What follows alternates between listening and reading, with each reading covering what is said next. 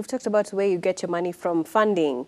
Would you name a few, suggestions for entrepreneurs if they were looking for funding? I mean, definitely to look at investors, but who else or where else could potential entrepreneurs be looking out for when they're interested in getting funding for their business?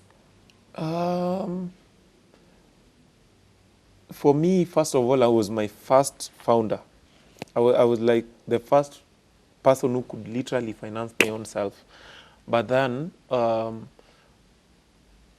like the other day, there was this youth culture thing. It was here, and people kept on complaining. I've never seen where youth fund goes. I'm a beneficiary of youth fund twice actually. So there was there was Millionaire, and then there was this other one. So I think first of all, let us utilize every single thing we have today. Use it as it's like your last.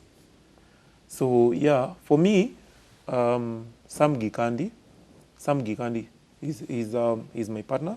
He really trusted me, and he told me, by the way, you guy, I do not believe in your product, but I believe in you. So once you put your passion into something, there's usually something waiting for you else. Yeah. So I think when even KCIC, that's Kenya Climate Something Innovation, once you get those opportunities, these stickers you see around, just apply. You have nothing to lose when you apply. That's a good thing. You have nothing. Ukiangushwa sawa. But ukipata pia, utasema sawa. Yes, yeah. So I'm getting that finding opportunities, investors, even individually, yourself, and any other platform that you can find. But in the 8 years you've been in business, you've definitely experienced some challenges. And some of them, if you could go back in time, you would probably change or tweak a few things, right? So that you could get different results.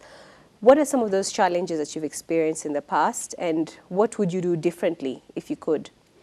Well, take me back to JCOT Tech Expo in 2015. I think at the time I was more into engineering. I was into my passion too much.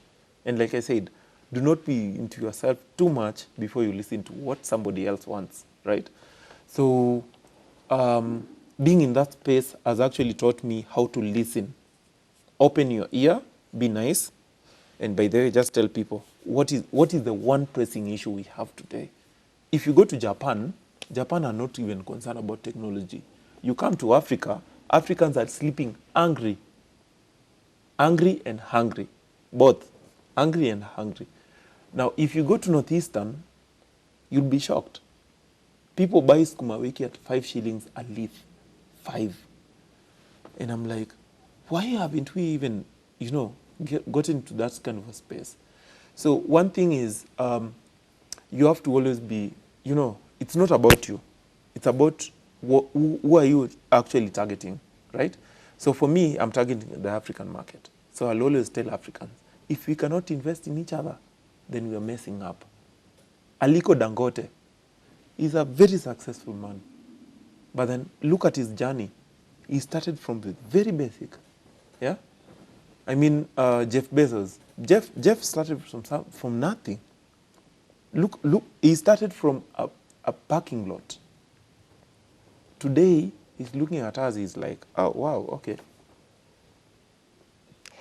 Well, what does it really take to be a successful, innovative entrepreneur? Passion. Is that the only ingredient you would say is attributable to some of the most successful entrepreneurs in the world? Is passion alone the single and most important thing? Or are there other things that contribute to the success of a business? I think there's passion, and then there's you committing to what you want. Commitment. Commitment. Yeah. So yes, I can want this world to be the best place, but then what are you doing about it? You have to keep on pushing yourself, right? Yeah. There are people who are working in offices right now.